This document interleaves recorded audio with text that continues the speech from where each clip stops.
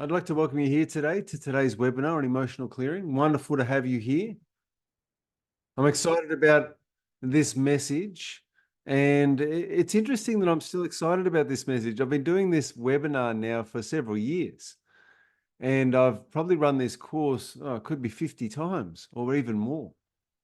And the idea of still being excited about it is recognizing and realizing how much change can come about in a person's life. We talk about change in the life coaching world. We talk about transformation as being the biggest type of change that a person goes through. They shift from one state of being into another. And this transformation, when it occurs, it's life-changing. It actually changes the way that a person thinks and feels about themselves, and it changes the results that they create in life. And that's really exciting to me. So I'd like to know where everyone's from. So firstly, where are you from? Welcome here. Where are you from? We've got Larry here. We've got Albin here. Marsha. Nice to have you, Marsha. Hello. How are you?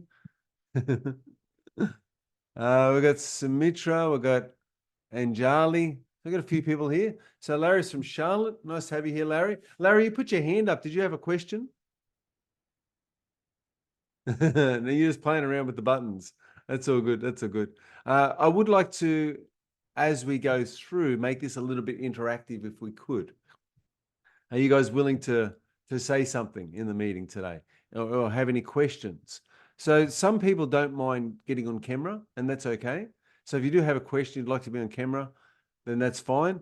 If not, then you can type questions in the chat. And what I'll do is I'll peruse and browse the chat every now and then to see what's going on with you.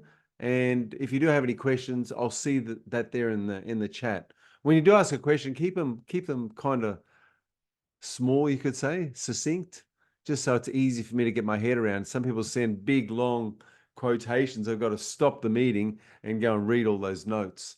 And so, yeah, if you could give little short, sharp questions, that's good. So I've got Anjali from Auckland, New Zealand. Nice to have you from Auckland. Sumitra from Charlotte and Larry from Charlotte. You guys are neighbors. So welcome everyone here to today's meeting. Marsha, Auckland. I was thinking you look like a New Zealander. And we've got Albin from Slovenia. I like it. All right. So we've got half the world represented here.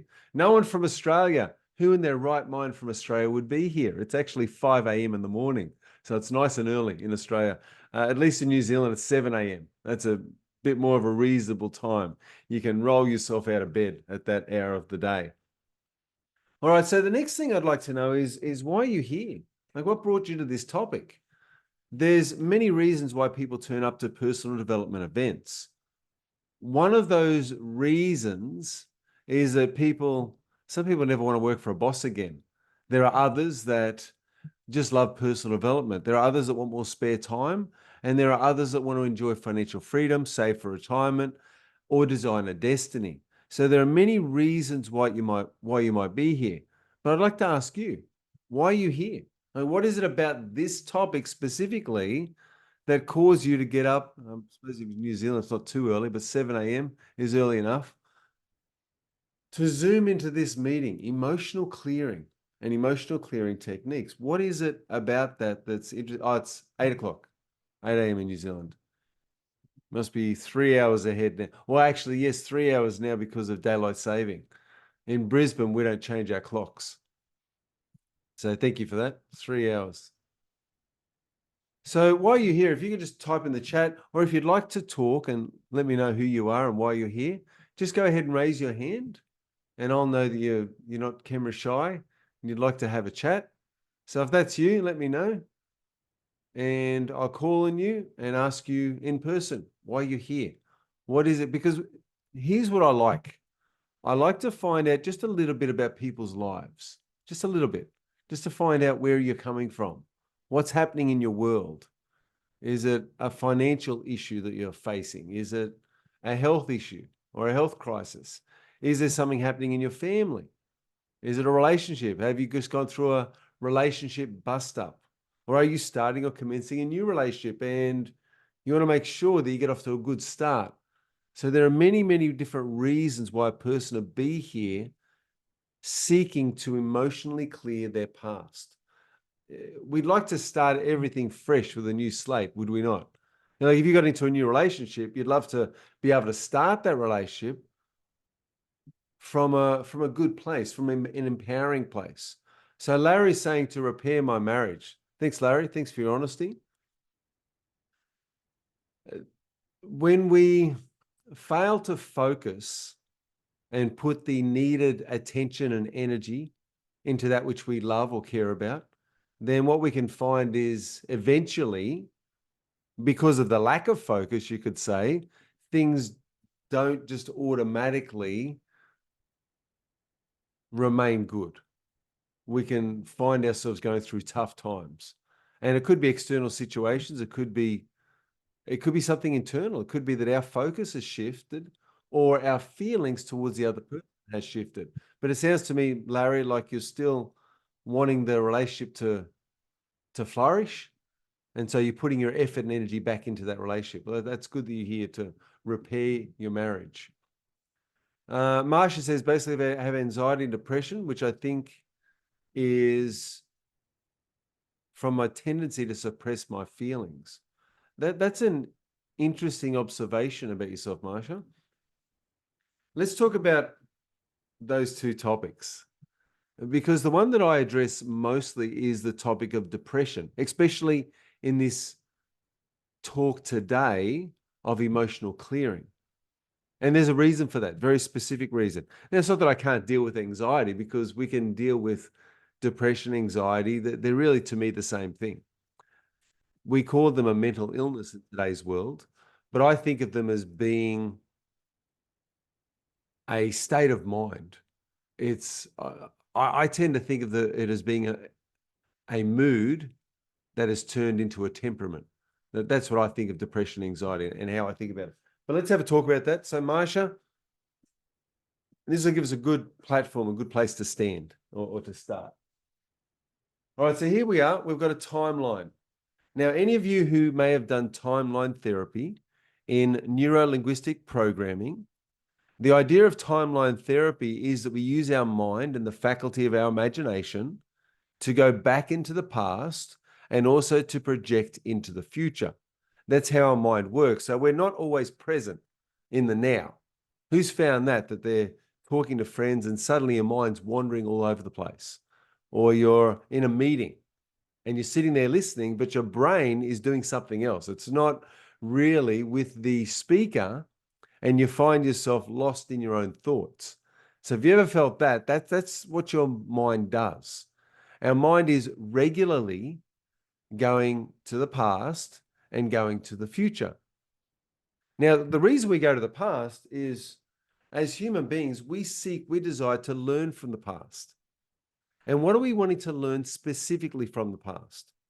Well, the specific thing that we want to learn from the past comes back to safety and survival. So we want to learn how to be safe.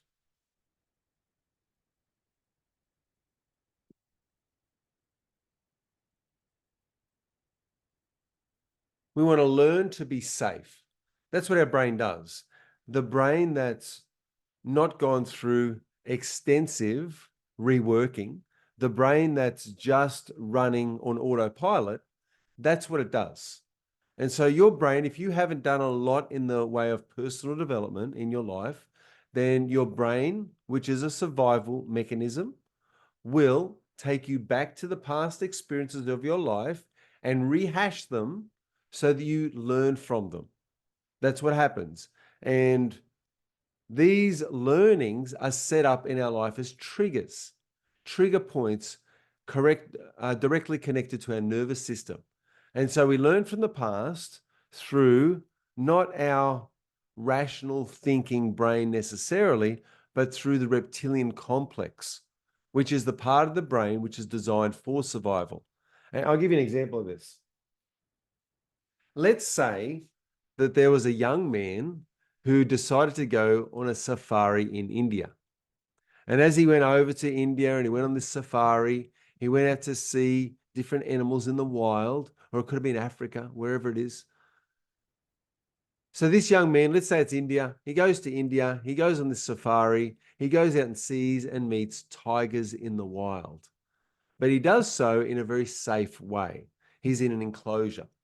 And while he's in that enclosure, he's safe because the tigers can't get him while he's safe in the enclosure. Now, what if he was to venture outside of that enclosure?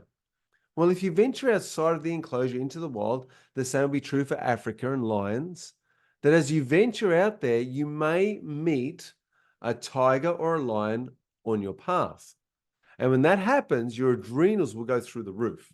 When that happens, the fight flight response will kick into gear because meeting a animal such as one of these that has large teeth, that has the ability to rip the flesh easily from human bones, these animals stir within us a response.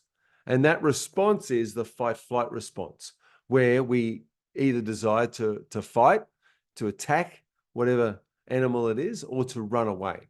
So we need that energy to move. And we need the blood moving to our major organs and also our major muscle groups. And that's why when a person gets into a panic situation, their face pales. Your face pales because your face doesn't need blood when you're in fight flight. What needs blood is your muscles. So your biceps, your quadriceps, your legs. You need blood in these major muscles and also the major organs of the body. We're talking about lungs and heart are the two organs that fire up. So the blood rushes to these areas and we're ready for fight flight. Now, let's say the situation passes and everything calms down and you're safe. Now, what may happen is inside your nervous system, a trigger has been established or set up in your body. This is all really depression is, you could say. Depression is these triggers that have been set up in our body and we don't know why. It's as if we don't have control of them. It's as though they control us. And so your mind has taken charge. Your unconscious mind or the reptilian complex is now in the driver's seat. And so let's just imagine that same young man went along to a zoo many years later and he saw a tiger and he saw a lion. And what happened was, as he saw those animals, he got the same sort of reaction. Or maybe he saw them in a book, or maybe he just thought about it. Maybe he had a dream. We call them a nightmare, where he wakes up in a cold sweat because he revisited a story from the past where he could have become animal food. So he revisits that story. He wakes up in a cold sweat. The nightmare's happened. And what happens is, or tends to happen, is these things recur. And why do they recur? Safety. It's all about safety. It's telling him, don't go to Africa or don't go to India and don't get out of the enclosure because it's unsafe. And there's a reinforcement that occurs inside that person's mind and heart telling him never to do that again because it's dangerous, it's scary, and he could die as a result. Now, the trouble is, in your brain's effort to keep you safe, your brain in some ways overdoes it. The untrained brain will keep you safe, not just in that area or aspect of life, but everywhere. So what will happen is the nightmares, the feeling like you can't be normal, this all happens when a person feels like they're repeating these stories. We call this rumination, where somebody repeats a story of the past over and over again. They repeat it in their mind, they keep thinking about it, and they keep feeling the same feelings that they felt when they first had that unsafe situation occur in their lives. So this is how the brain works. The brain is designed for survival. Now, when it comes to life coaching, when it comes to reorienting you towards success,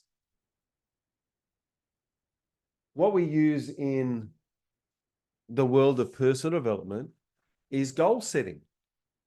And goal setting is really powerful because goal setting takes your focus off the past and instead puts your focus over here in the future. And so while we're here to learn from the past, we're also desirous to look to the future Because if we're going to succeed in any degree in life, we must have our eyes fixed on our goal or outcome. And so we look to the future.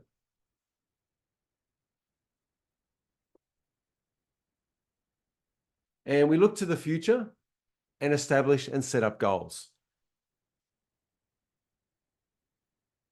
And you could say that's a lot better than this survival brain running the show. Okay, so let's look to the future. Now, here's the trouble. The problem is, even though you're looking to the future and you've got goals set or goals established, and you're moving towards those goals, you may be experiencing unconscious resistance. You may be feeling as though you can't succeed because something's holding you back. Have you ever felt that way? Like you're moving forward, but something's holding you back. And it could be anxiety, depression. It could be a mental illness of some type, post-traumatic stress disorder, or bipolar situation. It could be ADHD. There's something that you feel is holding you back. It's making you feel different. Or it could just be your own thoughts, your own mind holding you back. Quite often, though, it lies here. It lies here in the past. You see, we're supposed to learn from the past, and the experience of the past is supposed to keep us safe.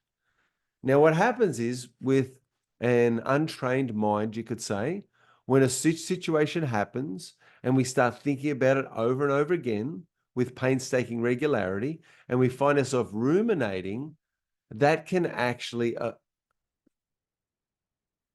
prevent us from reaching our goals because so much energy is tied to the past.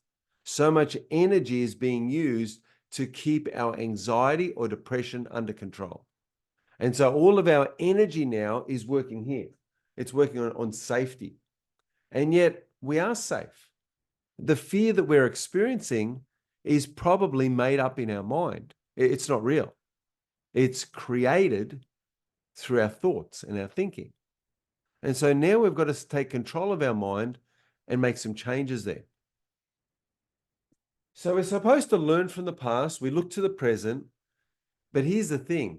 Where are we supposed to live? Well, we're supposed to live here in the present. So we live in the present. We're going to live here. So this is the present. This is the past. And over here is the future. We want to live in the present. We want to be able to deal with this thing called depression, anxiety, and live in the now and be free to just enjoy our life. But that's not going to happen unless we emotionally clear out the past. You see, there are some trapped emotions back here. And these trapped emotions are preventing us from getting our goals and making our dreams come true. And so the answer for most people does not lie in more goal-setting workshops. Because you could go along to a goal-setting workshop, you get excited about this goal in the future, get pumped about it, you could visualize your success. You can do all of the things that we know work in the world of personal development. But not everyone that sets a goal achieves it. In fact, there are many people who do not achieve their goals. They set their goals up, but they don't achieve them. And one of the major reasons why people don't achieve their goals is not lack of talent, lack of skill, or lack of willpower. It's actually because their brain is in survival mode. Their brain is still back here trying to establish safety for their lives. And that's the reason why most people fail. Now, how do we change that around? Well, to change it around, we've got to hold off on setting more goals. And we need to instead go back to the past and clear out the emotions of the past. And so that's where I suggest our first port of call is. This is where we start. We look at the past first. Then, once that's cleared out, that's when we go and establish goals. And we establish better goals. We establish more goals. Now, here's the thing, and I'll explain where many people mess up. Actually, I'll just read the comments. There's a few people who've written some comments here. Albin, I'm here by random chance, but I can identify as Marsha. Okay. So Sumitra says, yeah, basically this happens to me. I have a dream. I do set up goals, and in the middle of it, I get lost thinking what to do. Yep, got it. What to do, reach it if I don't achieve that. All right, so that's where we're looking at. So goals in the future. We've got to live in the present. We're learning from the past. Now, what our brain does, because of this survival mechanism that we have in our brain, think of your brain as a 2 million-year-old brain that is designed for survival. That's it. That's the purpose of the brain. Keep you alive, keep your heart beating, keep you functioning. So what many people do is they ruminate on the past.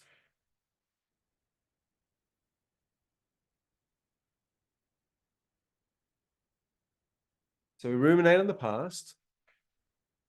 And the other thing that we do is we catastrophize.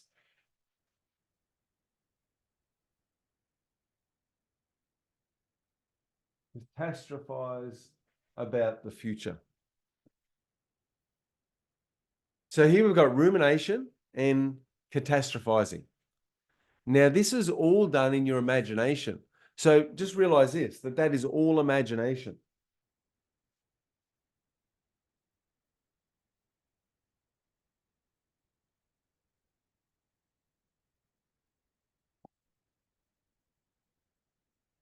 Rumination. Let's go to that one first. Is rumination real, or is rumination imagination? We could say that there's a real event that happened in the past. It's a real event, a real situation. It could have been abuse of some sort, but it's a real event that happened. Now, rumination is when you replay the story of that event. But let me ask you this. When you're replaying that story of that event, is it, and have you given it the most empowering meaning that you could give it? Or is it a story that you made up when you were 6 or 4 or 7 or 9? Is it a story that you made up at that age? You made up a story. No, the situation was real. What happened, nobody can dispute that something that happened, that really happened, didn't happen. You can't dispute that because it's locked away in your mind. Now, people do create memories and stories that seem real. So that happens too. But let's talk about a real event that happened, that you know happened. Is your memory of that event true? That's the place to start. Is the memory that you have of that event, is it true or is it false? Well, if it's a real event, then you would say the memory is true. But here's the problem. You have a memory and you have a story attached to that memory. And you got to ask yourself, even though that the memory was true, is your story true? Is it a true story? Is it a disempowering story? Is it a neutral story or is it an empowering story? Because every story in our life, every single circumstance, situation, event in our life, we can attach one of these stories to it, either a disempowering story, and that's where I'm the victim. That's the disempowering story, is that I'm the victim, there's nothing I can do to change it. That's the way it was. Okay, the second story is a neutral story, where you start to look at it and say, you know what? Yeah, it wasn't my choice, it wasn't my fault. And I accept that something happened, but you know what? That wasn't my fault. And then you go to an empowering story where you say, okay, what did I learn? How did I grow? And what can I do in my life to help prevent a situation like that occurring in the future? How can I outgrow this situation? Or how can I become a victor rather than a victim in this situation? And so we can look for a more empowering way to look at this story and say, how has my character been refined as a result of that horrific event that occurred? How did I grow? What did I learn? What's great about that experience? Now, you might think about a negative trauma in your life and you think to yourself, well, how possibly could I see it as a great situation? How could I make that great in my mind? That doesn't make sense. Well, that's where you start really stretching your thinking because it's only a story. It's a story that you made up. Now, if you just let the stories make themselves up, the stories are going to be less empowering because, like I said, your brain's a survival brain. So it's all about safety. So let's create a story that makes you safe. Let's create a story that makes you safe. Now, if you live in the present and you decide to change these, to stop ruminating on the past and change it, then you can be happy. Imagine that. Imagine waking up and being happy because you've done the work to change the story of your past. Now, if you're happy, here's the beautiful thing about it, that if you can stop yourself from ruminating on the past, and instead of this survival brain running the show, you decide to take full conscious control of your thoughts and desires, and you then create goals that are compelling, then you can actually live in this state of happiness.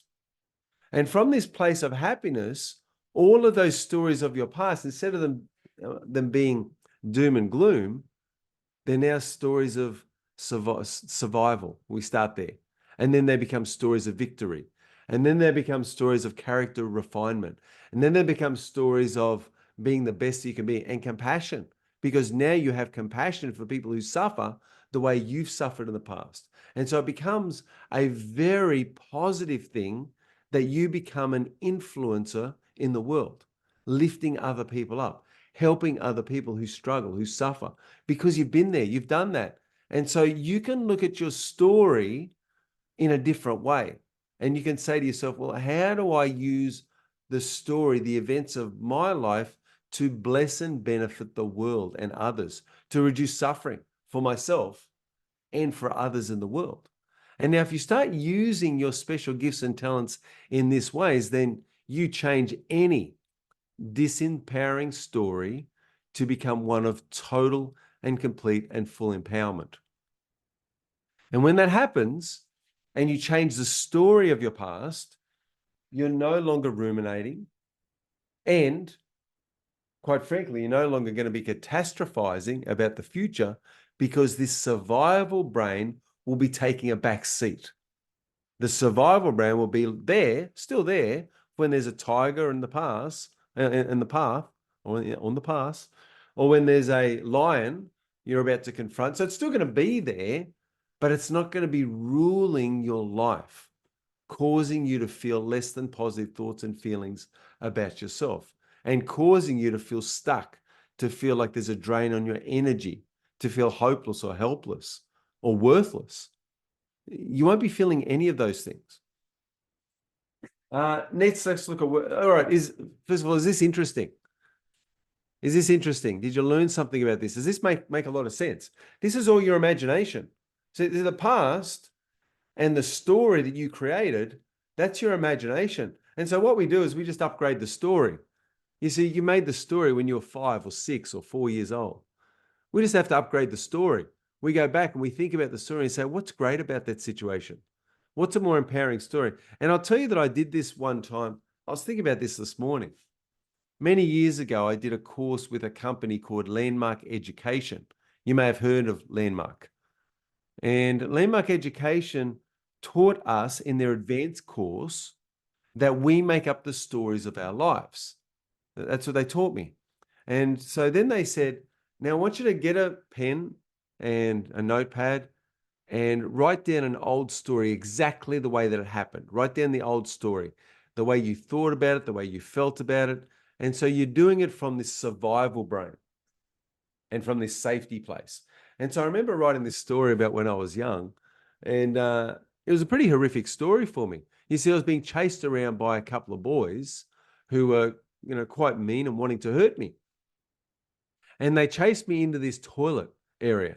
And I went into the toilet area, the stall, because I needed to go to the bathroom.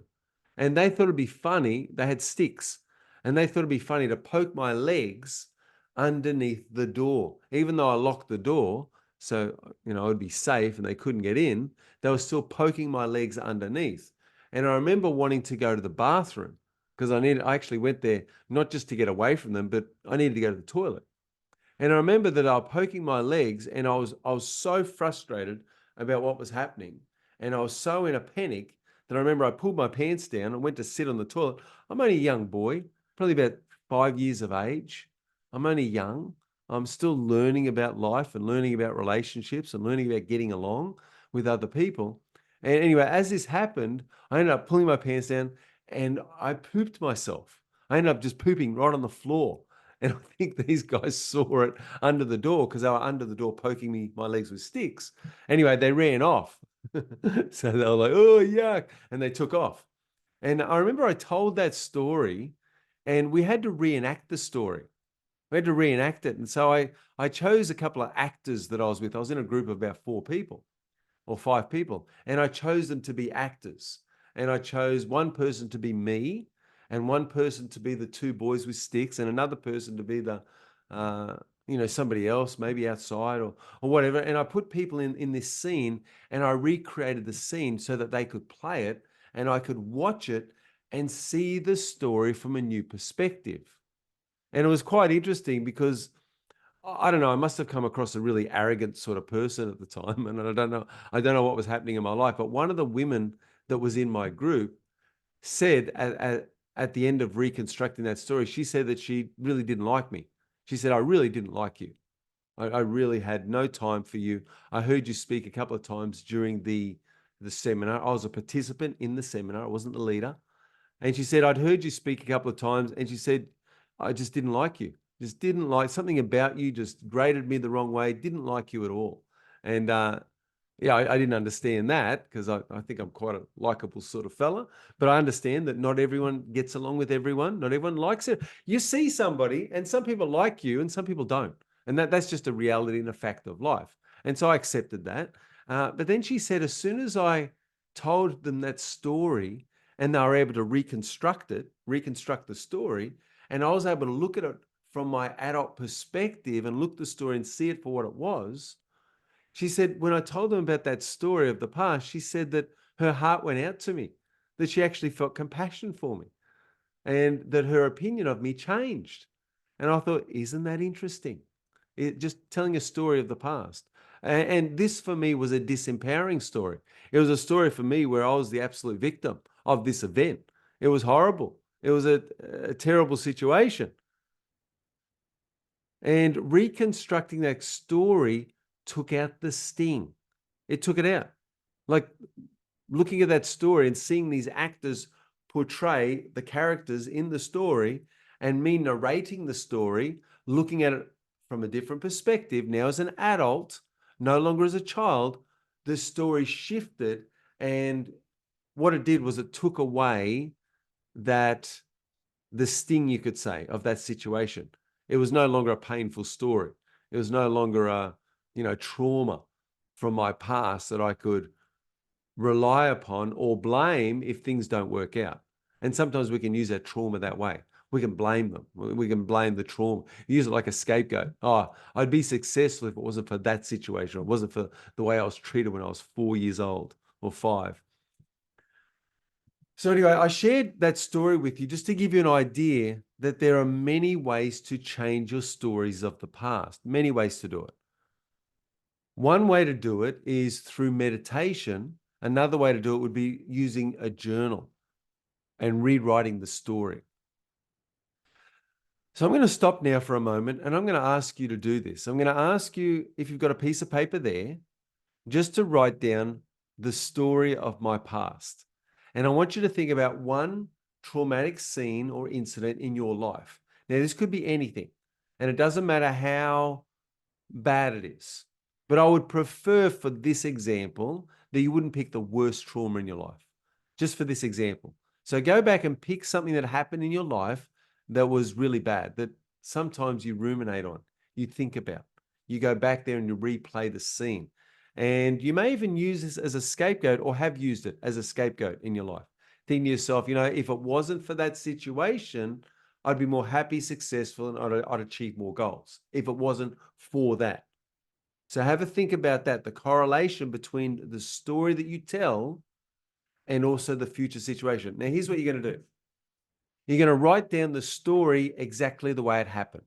So I'm going to pause for about 5 minutes and give you enough time to write that story and just write a summary of the story. Here's what happened. I was, 6 years old, and a teacher came out and yelled at me because something didn't happen. And I felt very afraid. And this dominant person of power and authority, the way that they spoke to me caused me to lock up within myself. And now as a result, I have trouble speaking in public because of the, so you can think about the result of the behavior as well. Like what happened as a result. So for me, this situation where these boys had, harassed me and attacked me, I actually formed a stutter in life. So one of the things that I did in my teenage years was start stuttering, and I had trouble formulating words and speaking. And that's going to be hard to be a seminar leader and a life coach if you can't talk. All right. It's going to be hard to do this job that I've now chosen to do, this career that I've embarked on. I couldn't do that if I was stuttering every second or third word. If I couldn't speak clearly and well, I would struggle. And so think about what it's tied to. So my situation about these boys and the harassment, you could say the bullying that I got in that situation, that led to potentially me stuttering and then having difficulty socially in life, having in social settings, worried, how people are going to treat me. Is somebody going to attack me? So these things, even though they're little, they can affect our lives. They can affect us both consciously and unconsciously. You may not even be aware of the effects that it has. So what I want you to do now is write story of my past. And I want you to go ahead and write a trauma down in a book, write about that trauma and write as fast as you can and say, here's what happened. Here's the situation. I was 7 years old and I got a hiding at school. I got a thumping, whatever it was. Or I was in a social group and somebody created a lie about me and suddenly the whole group believed it. And now I was pushed out of that group and I no longer had that circle of friends. I'm just giving you examples here. Could be anything like that, but just think about a story of your past and think about what happened and write it down. Write down what happened. Write down the story exactly as it happened. You see, step one is to get clear on the past. So to get clear of an event. And while we can do this for all of our past, we want to just do it for one specific event at the moment. Just drop a yes in the comments if you've got an event that you can think of. Play through it in your mind. Okay, all right, excellent. And you've got a notepad ready. Go ahead and start writing because there are things that need to be righted in your life. And this is one of them. So we want to learn from the past. We want to learn from the past. So go ahead and write down about that story. And I'll give you, the time's now 5:39. So I said 5 minutes. So we'll go to 5:45 actually. That'll give you 6 minutes. It's just right on 5:40 now, where I'm from, 5:40 a.m. So take 5 minutes and write down everything about the story. Write down that past story exactly the way that you've told it, exactly the way you think about it. What happened?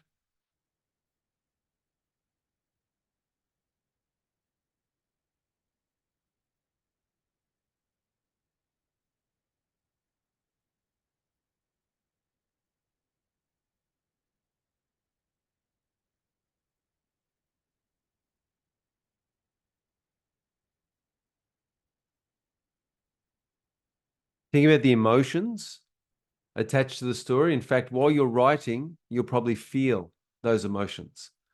Because as we go back to a memory, our brain is designed to also link memories and thoughts to emotions. And so while you're writing, don't be surprised that some of these emotions will come up. Some people will write and actually have a tear in their eye, or may even move into uncontrollable crying because of the trauma of a situation. Now, that's one of the reasons I asked you not to pick the worst trauma in your life, because we don't want to go and revisit that trauma too many times. But writing it down, and this is actually something that therapists use. They'll get you to talk about a scene from your past, talk about something that happened to you. And quite often they use what's called self-directed therapy, where you just start talking. You talk about what's on your mind and you sort of direct the session. So instead of the therapist directing the session, you direct the session with your comments, with your words, with your stories. So you got 3 more minutes to write down that story. So certainly you could spend half an hour on this quite easily. But for now, we just want a story summary, we want an outline, we want something simple that we can go off. I see Marsha's busy writing. Gee, Albin, thanks for commenting. So you're either writing it down or just going over the story in your mind, talking about that story.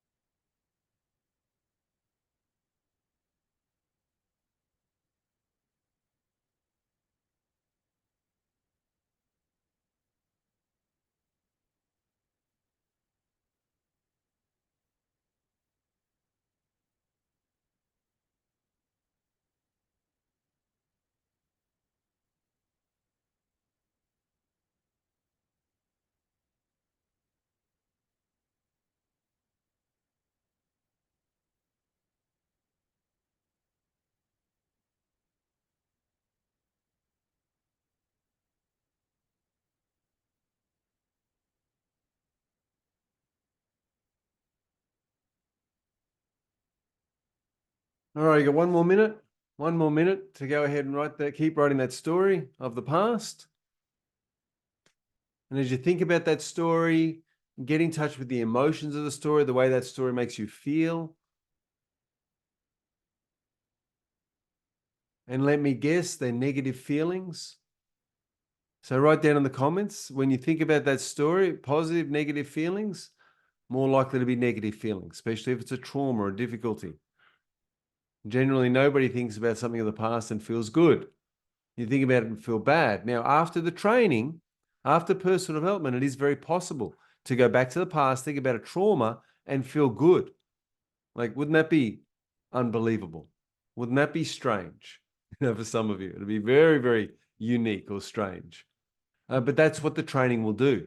The training can help you to see things in the most empowering way. So that you think of, well, it wasn't the best experience of my life, but it was the best experience for my life. And so you can change that perspective. And you'll see on the board here, so that's been 5 minutes or 6 minutes now. So hopefully you've got your story down, your old story. Just drop a yes in the comments if you do, just so I know that everyone's where we need to be. And I want to explain this little diagram I've got here. So you can see here I've got an event. This is an event from your past. This is a past event. Now, when you went through a situation, circumstance, or an event in your life, this child's perspective or current perspective was the only way that you could see it. So when you went through an event, you created a story as soon as the event finished. So as soon as it finished, you created a story. And that was your child perspective or current perspective. Now, it might have been a story that you created last week or 2 months ago. And that way, so it's not a child perspective. You could say it's your current perspective. So child/current. This is the perspective that you took on as the situation was occurring and when the situation finished. Okay, when the event finished. Now, what we're doing now is we're looking at it, or we want to look at it from two different vantage points. The first is your adult perspective. So you can revisit the story, now look at it instead of as a child, instead of seeing it through the eyes and through the story that you told yourself at the time that it happened. Now we're going to disassociate from that, and we're going to tell the story from a more empowering perspective. And so what we want to look for is an empowering way to tell the story.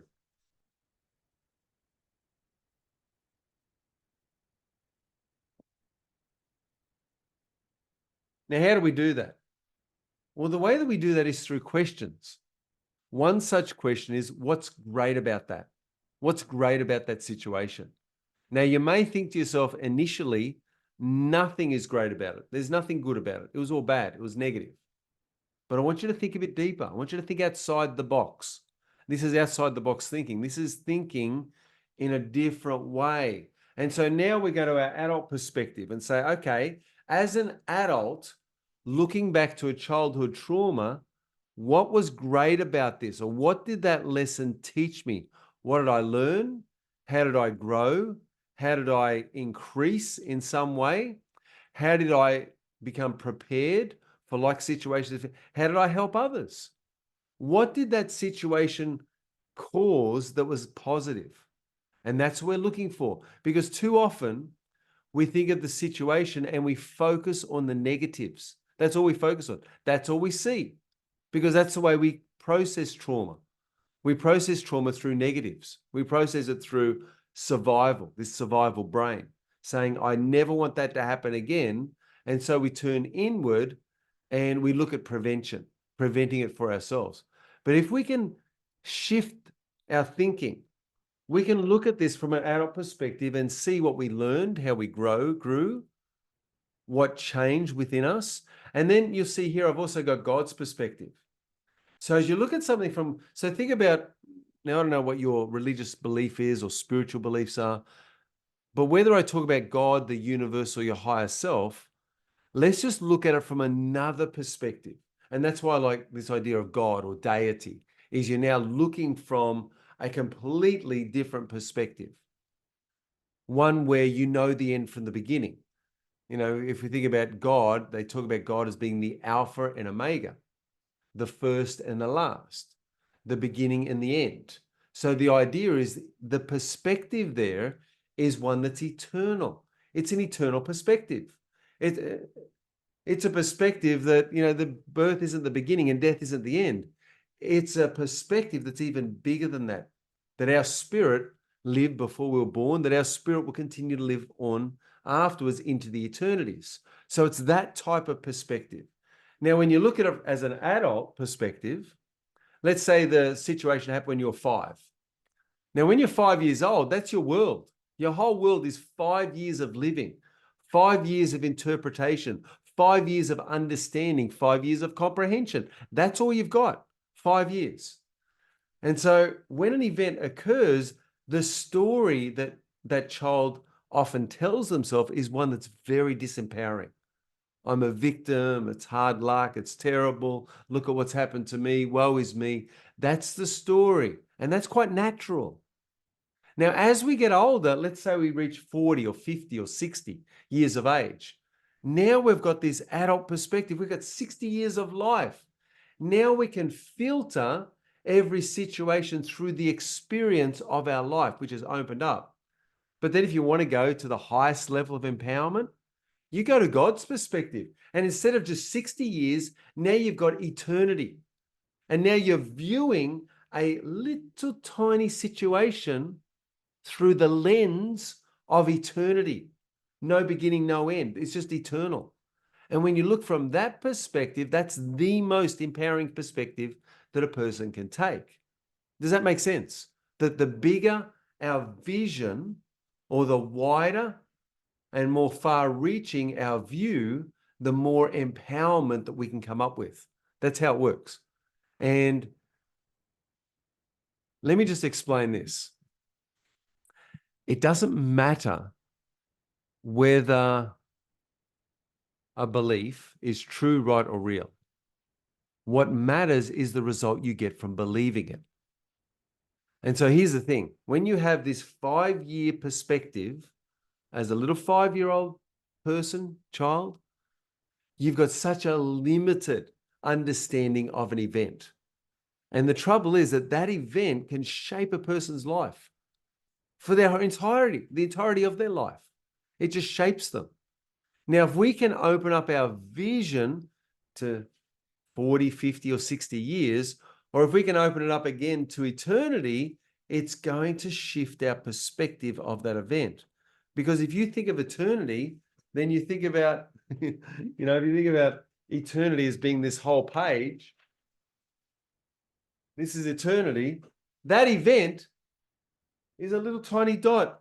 It's this big if you consider eternity. That's how big it is. That's that event.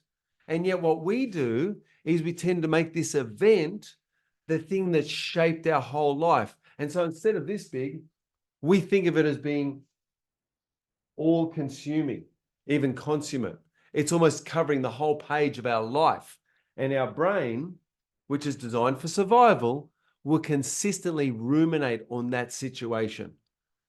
Whether consciously or unconsciously, we find ourselves being affected every single day of our lives. Who can relate to what I'm saying? If you can relate to this, just drop yes in the comments. If you can relate to any of that, if you can see that your focus on the size of this event, whether this big or whether this big, is going to matter a great deal. And so the way that we become more empowered over any event in our life is to see it for what it really is to realize that it's small, it's insignificant, as it's down there below us. These events in our life, which we think are so traumatic and so life-altering, are just a little speck. And when we start looking at it in that way, then we can change our lives. Now, conversely, you take an event that's really good or really positive, and quite often, here's what people do. They do the reverse. They see that event that's really positive as being this little tiny speck of positivity. And yet, if you could take that little tiny speck of positivity and turn that into an all-consuming, even consummate positivity, that's when your whole life changes. Now, you might say, well, Josh, that sounds good, but how do you do that? Well, let's practice now. Let's just take that event from your past where you wrote it down and look for an empowering meaning. Look for what's great about it. And I want you to rewrite the story, this time looking from God's perspective. This time looking from your adult perspective with 60 years or 40 years or 35 or 70 years of experience, wherever old you are, start looking at it from a new vantage point. Now you've got this event, but now you're empowered. So tell an empowering story. Write down an empowering story. Write down the character development.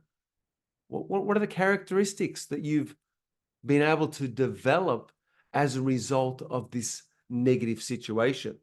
What about resilience? Did you become more resilient? Did you become stronger? Did you grow? Did you or have you been able to save or protect others as a result of that situation? And that's how we start thinking about a negative story in a more empowering way. And that's where we get started on this whole idea of clearing out our past.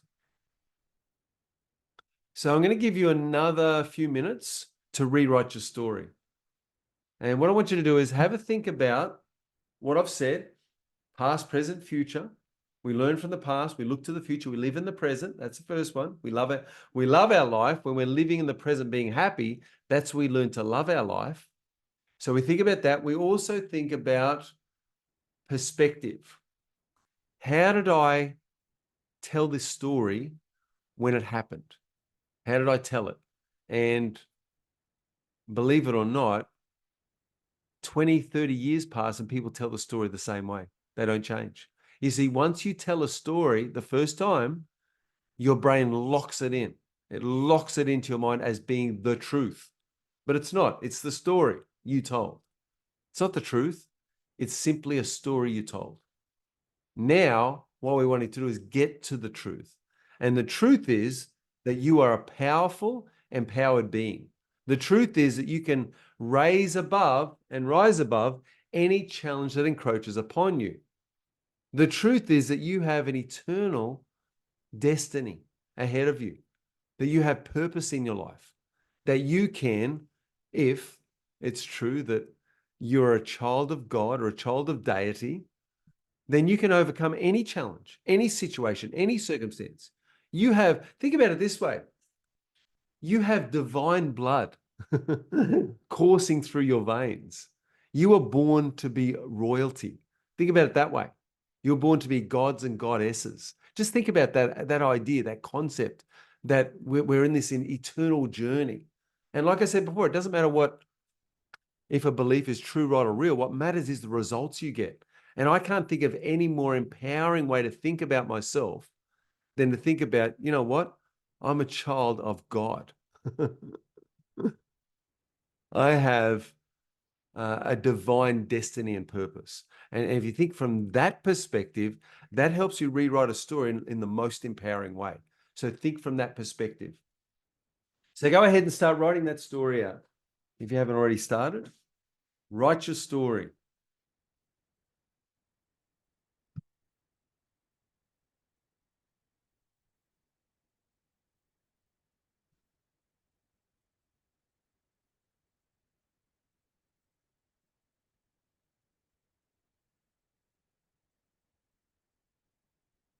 There was a song that was released many years ago. It said, accentuate the positive and release the negative. And that's really what we're doing. We're accentuating the positive. So we're looking for what was great about it, what you learned, how you changed, how you've evolved, what characteristics were created in your life. Think about your character development and go ahead and write that story.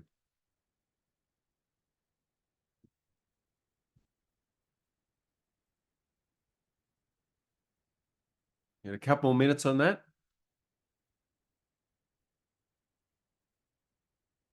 Writing your new story.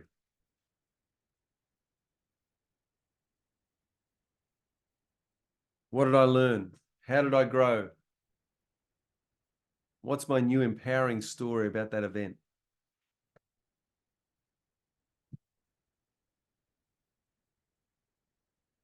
Have you broken a cycle from that event?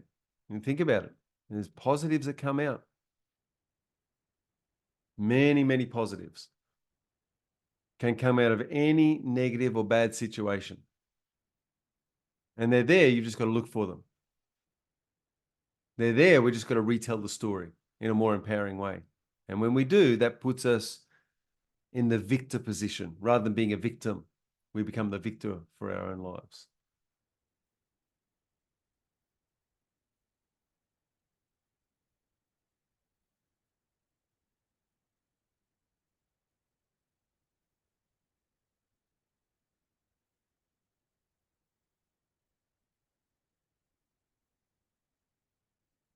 You'll notice also, as we're going through this webinar here today, that you've got to do the work.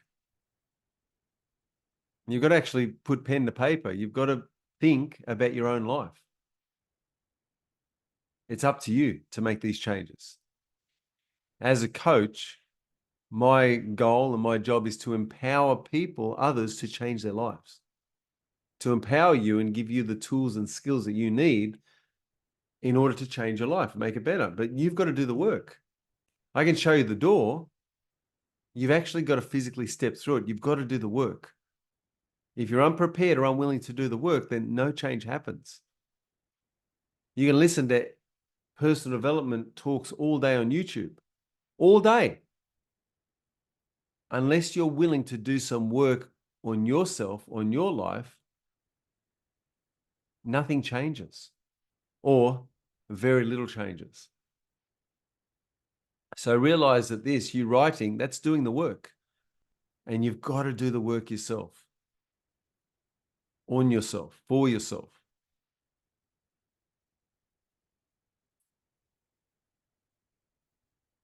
All right, I'll give you another 30 seconds. So finish up that story.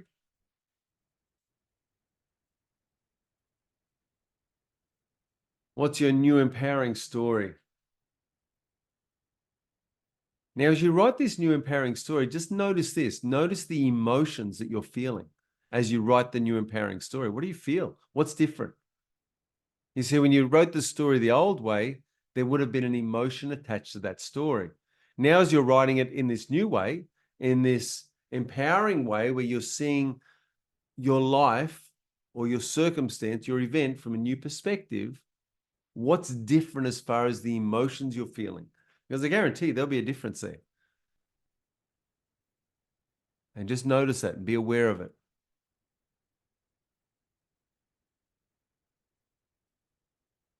All right, now you can keep going, keep writing on that story. What I'd like to do is I'd like to ask anybody who'd like to share or ask a question. So here's what I'd like to see happen is if somebody was willing to share, what I'd like to hear is the old story and the new story, but only if it's okay to share. If it's a very personal thing, then please don't share it. Keep it to yourself. And in that case, if you would like to share, just talk about the emotions that were different, like how you felt in your first or your first way of thinking about the story or telling the story, and now how you feel when you told it or when you thought about it or you wrote it down in a new way, in an empowering way. What was different emotionally for you? So I'd love to get a couple of people sharing. Is anybody willing to share? Just raise your hand if you're willing to share. You can actually unmute yourself. No, you can't. Raise your hand and I'll unmute you. Because I would like to hear from a couple of people.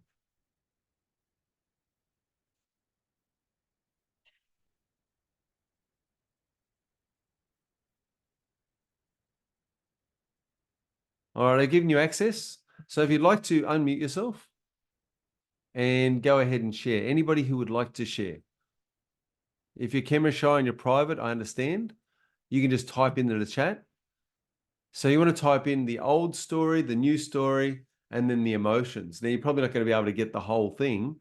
So you can just type the result that you felt. Like I wrote out the old story. I then listened to what you said about empowerment, and I then wrote down a new story, and I felt happy, felt joyful, whatever. And Jilly, how are you? You're talking to me? Sorry, Anjali? I can't hear you. Try now. Sorry, were you referring to me, Anjali? Is there anyone else by the name Jilly? No. I can hear you now. So go Okay. ahead. Tell us what did you notice from that exercise? So my story is not that personal. Like I think many of the people would have gone through this. So my story is as simple as when I was in class standard 7, which is around like 10, 12 years of age. I had an English teacher who always used to pick up on me, and my English not being great, it would always be like in a class of 60 people, uh, and I'm not good at public speaking. So she would come in and call me up in front of the class and ask me to say something, or there used to be these conversational lessons wherein you were supposed to come in front of the class and speak on a particular topic, like an impromptu topics. And so this was around 9/11, and 9/11 happened, and the day after, with she asked me to come in front of the class and say about what had happened. And I had not known all the things about it. I had seen what it was on the news, but I don't know the entire details. And because of that event, and because I was called in front of the class, I froze in front of the class and I didn't say anything. And she got a chance to have another go at me and, say whatever. So the result of that was, as I grow up, I often still self-sabotage myself when I am to speak in front of a large audience. It's okay when it's one-on-one, I'm a good, I think I would be able to express myself well when it's one-on-one, but when it's, uh, let's say, an audience of more than 10 people, I often think, what would people say? Oh, what would this happen? And things like that. So, and then I won't be as expressive as I would want to be. Yep. And I think part of it went away when this became online, because now I'm only seeing you and me. So it's more of a one-on-one conversation rather than a public speaking. Whereas I know in the hindsight that, yes, there are other people, but it doesn't really matter to me. So yes, I think I'm trying to overcome that fear, because as you grow up in your career, you need to inspire people, you need to instigate encouragement and commitment in people. So it's part of the leadership skills that I have to develop in any ways. And I don't want that to hold me back. So that was the old story. And the new story that I've written is that I'm trying to see the positives.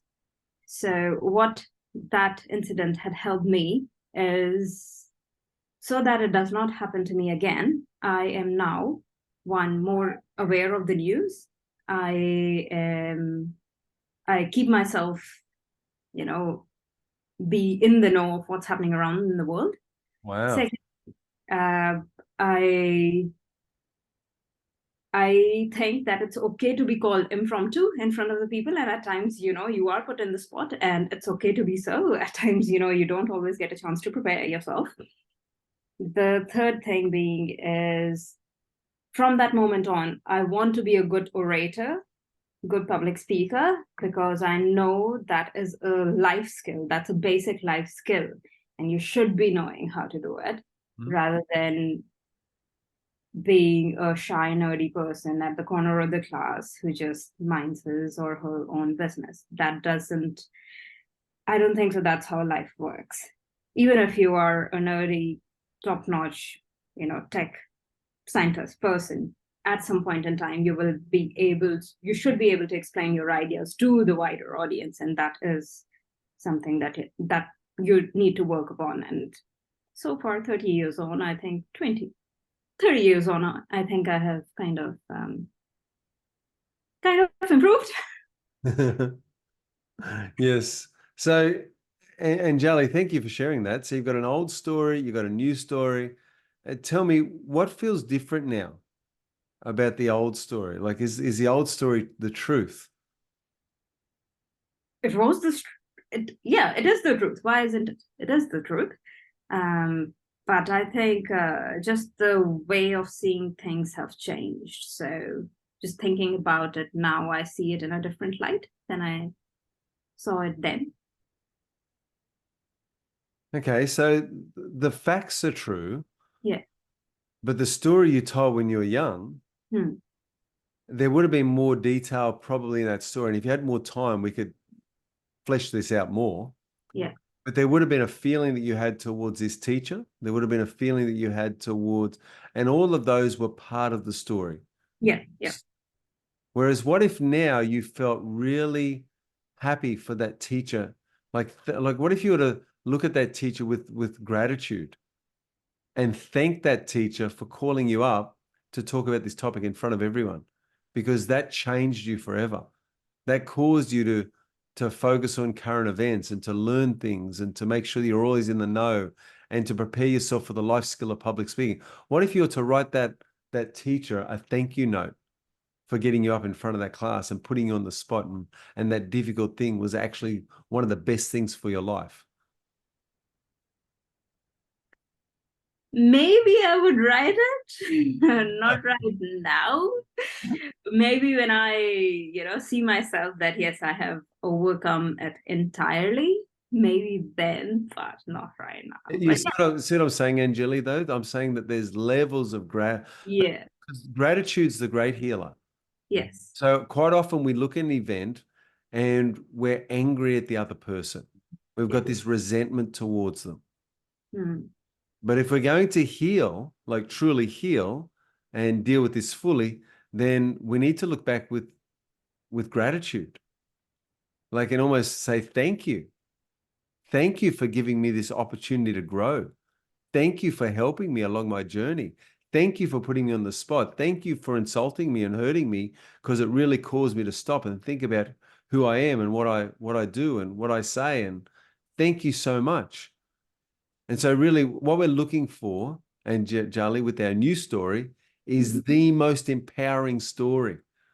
And this is where we make the biggest shifts. Does that make sense? Yeah. Yeah. Yeah. So, and it's good because you're on your way. And sometimes it's a difficult shift to make because it's a giant leap quite often from the old story. So because and so when you say that the old story is true, what if this teacher did that for you because they saw your potential as a speaker? What if they did that to you so that you would be more aware of what's going on in your world, that they could see, you know what, this is the best thing that's going to help this child? What if they didn't do it to hurt you, but to help you? What if that teacher actually had your best interests at heart the whole time and you just didn't know that? You thought they were hard or harsh, but they were actually being generous and helping you. So isn't that a different perspective? That's a different perspective, and one hard to believe as well, because I still don't think that person, I Yeah. mean, I still think that person still, kind of picked on me at every occasion he or she found. So, yeah. Yes. Yes. But what if the picking on, what if that was that person's way of helping you? Yes. What if they saw you as saying, this girl, this little girl has such potential. I'm going to see what this person's worth. I'm going to see if they're worth their salt. I'm going to really put some pressure on this child to see if I can get this child to grow, to see if I can get them to take more responsibility for their life and to step up and to be a public. What if the teacher saw something in you that you couldn't see at that time? And what you thought was pressure was actually love, was actually compassion. And I know you say it's hard to believe, but just think about that. What, Okay. what if that was true? Because that's the story we tell ourselves. I was picked on. See, even your words right here, I was picked on at every opportunity. What if you were given opportunities constantly to grow and to develop because of this teacher, because of the lessons that you learned from this teacher? What if you could look back and see that teacher with gratitude? You hear what I'm saying? Yeah. Yeah. That's where you start really changing the story. So what you've got so far is good, but you can go way deeper into this perspective thing. And you can tell it even better. Okay. And that's what I wanted to get you to do, is to think outside the box and really think about, because it's all perspective. And what about if you looked at it from God's perspective, that God knew that this teacher would push your buttons. And so God said, I'll arrange it so that this is her teacher at school. And so because this is her teacher at school, this is going to refine her character to the point where I want it to be, because I want this woman, Anjali, to know who she is. I want her to know her self-worth. I want her to become the greatest public speaker in the world, whatever the case may be. But perhaps God has a purpose for you that you're not even aware of. And this situation was about refining you to become that person, that unbelievable woman that you need to be. Does that make sense? No, true. And that's all. And these are all just stories. They're all just stories. And so if you're going to make up a story anyway, make up the most empowering one. Make up the best story that you can make up. So Anjali, I'll say fantastic for what you've done. And there's more work to do. Okay. Thank you. Thank you, No Joe. worries. You're welcome. You're welcome. Anybody else want to share?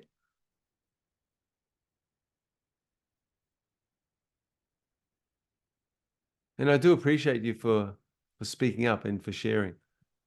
Any other thoughts or Hello. comments? Hey, how are you doing? Albin. Good. Yeah. Hey, I got a bit different story. Got it? So I don't know how we're gonna um turn this one into positive. But yeah. Okay, so I was around 6 or 7 and was hanging out with a friend, Yep. and my friend yeah, sorry. I'm just gonna paste the text. Oh, what are you going to do? You're going to write it in. Okay. Might be a bit hard to talk about. All right. So does everyone get the idea that, okay, oh, here we go. Here's what happened. Around 6 or 7, I was hanging out with a friend, and my friend had a box of matches. We were playing with the matches, lighting them and watching them burn out. We're doing this behind a small wooden tool shed. Oh, no. And we started putting straw sticks on the match. Oh, my goodness. Well, you're a fast typer. Long story short, I put some plastic on the ember and we ended up burning the whole shed down. Oh, no.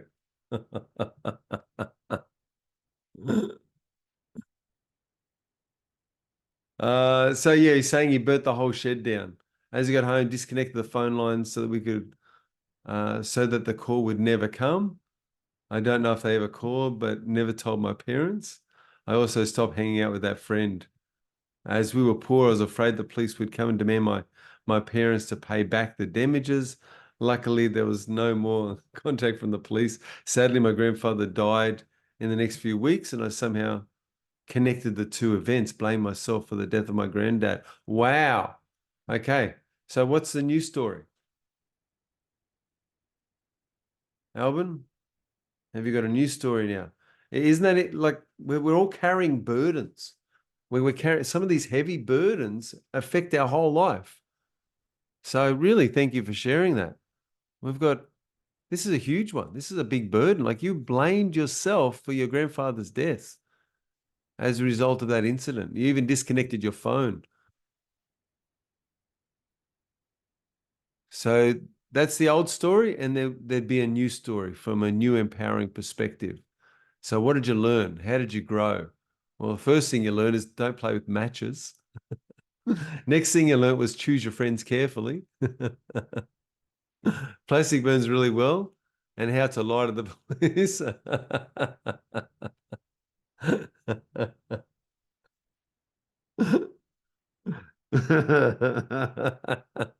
How to lie to police. There we go. Is that an empowering one?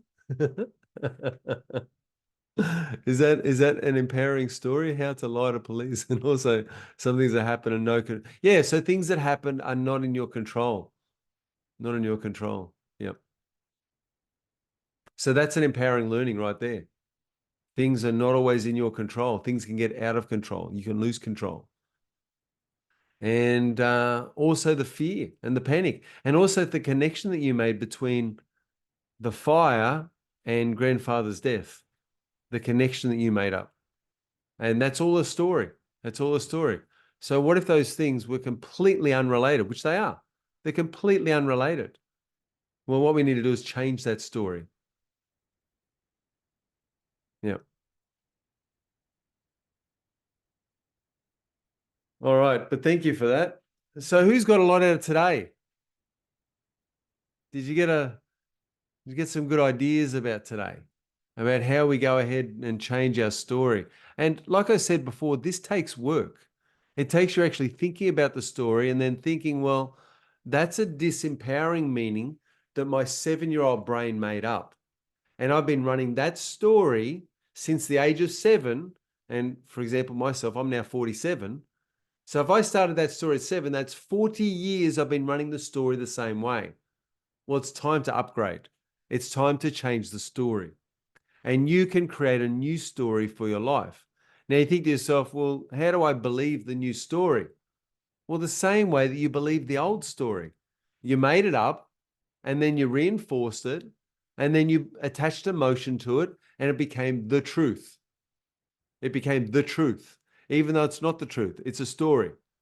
There's true facts that occurred.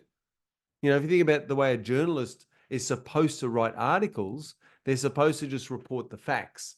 But quite often, opinions are thrown in with the facts. Okay, you get facts and opinions meshed in together. That's what we do. The facts are there, but then we throw our opinions in, our 2 cents worth, and we create a story around it. And that story attaches to us emotionally, or we attach to that story emotionally, and then that affects our life here, now, and forever. And so to change that, we need to create a new story, attach new emotions to it, and change our life that way. Now, if you'd like to do more work on this, If you'd like to clear out your emotions to a greater degree, then I've got good news for you, is that I'll be continuing to hold courses like this one and others.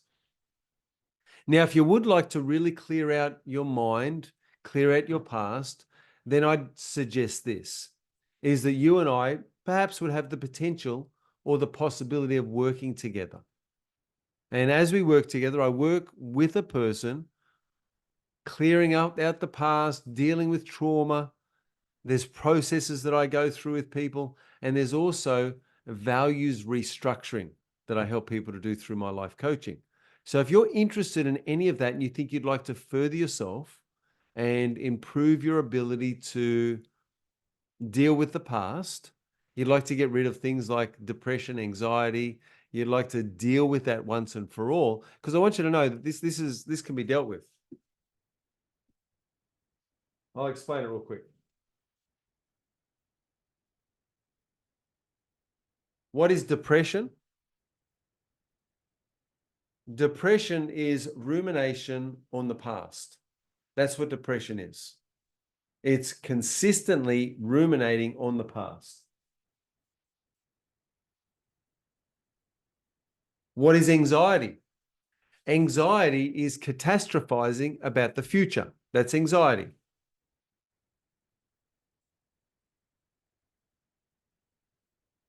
That's it. It's as simple as that. That's what it is. Like people say, no, Josh, it's a chemical imbalance. And I get that. I understand that. But what creates the imbalance? Is it your thoughts and your thinking? You see, when you're thinking happy thoughts, you create happy feelings in your body. When you're thinking negative thoughts, you create stress in your body. The stress response brings about the release of cortisol in your system. Cortisol then goes on to lead you to feel less than positive thoughts about yourself, be tired, and it's a negative track that you get yourself on. And what I have come to understand is that when there is an emotion that's repeated, that emotion turns into a mood. And when your mood's repeated, that turns into a temperament. And when your temperament's repeated, that turns into a disposition. And a disposition turns into a personality or personality trait or part of your personal reality. So what I've come to understand is that all anxiety and depression is, anxiety is always in the future. Depression is always in the past. You don't get depressed about the future. You get anxious about it. You don't get anxious about the past. You get depressed about it. So because it hasn't happened, so these ideas of anxiety and depression, they're a construct of the time that we construct in our mind, our timeline, either future or past. That's what anxiety and depression is all about. Now, the way to solve anxiety and depression is to live in the now. This is the simple fact of it. If you live in the present, there is no depression, there is no anxiety. If you live fully in the present, if you live in the now. Now, in order to live in the now, we need to do emotional clearing work for the past. We need to also set bright and compelling future goals for ourselves to achieve. So once we've done that, and then we can come back and live in the now, then we can eliminate the rumination and catastrophizing from our lives. And to the extent we do that, there is no depression. Depression's gone. It doesn't exist. It can't exist. Now, that's easier said than done because many of the thoughts that you have are not conscious. They're unconscious thoughts. So many of the thoughts that are happening are below the level of conscious thought. And because they're below the level of unconscious thought, now you need to reprogram your mind to think in positive ways. And that's what I train people to do, to reprogram the mind.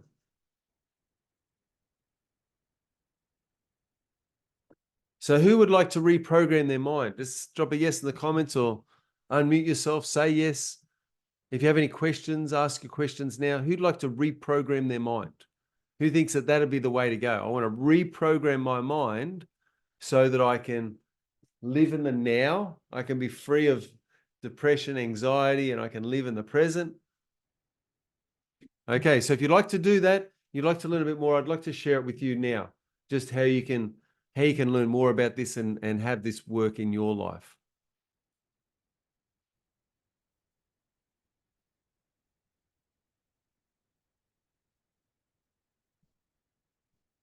All right, here we go.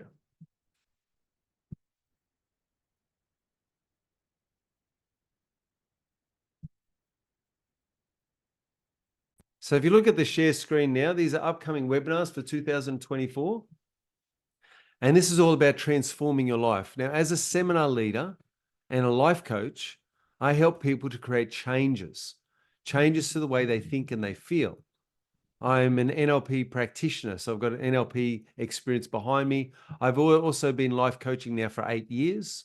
And over that period of time, I've done a whole bunch of courses and also a lot of one-on-one sessions with people who want to create changes in their life.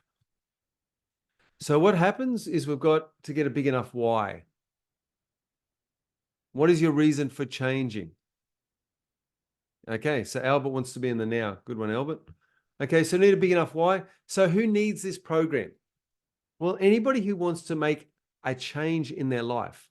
If you want to be more positive in your life, if you want to get rid of depression or anxiety, if you want to find that you have more ability and capability, then anybody who wants to improve the quality of their life over the next 12 months needs this product.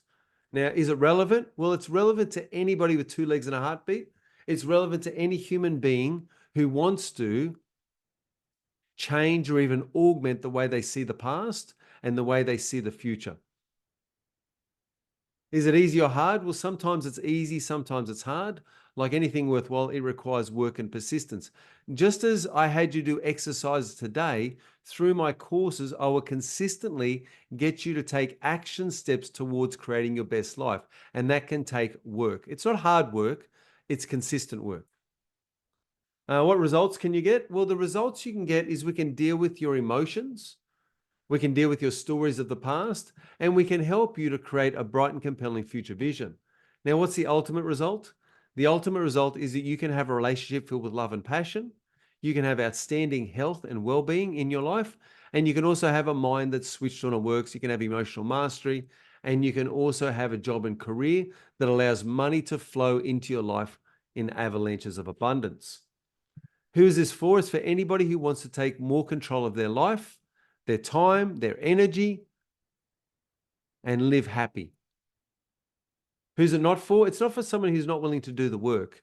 If you don't have the time, the interest, or the inclination, if you're not even curious about how you can change, then it's really not for you. So I'm looking for people who are absolutely willing to invest in themselves, time, talents, energy, and even they're willing to invest and put some money into working out their best life, their most ideal way of being. We're going to get you healthy, going to get you strong. You can see here there's a couple of carrots and also a couple of cucumbers.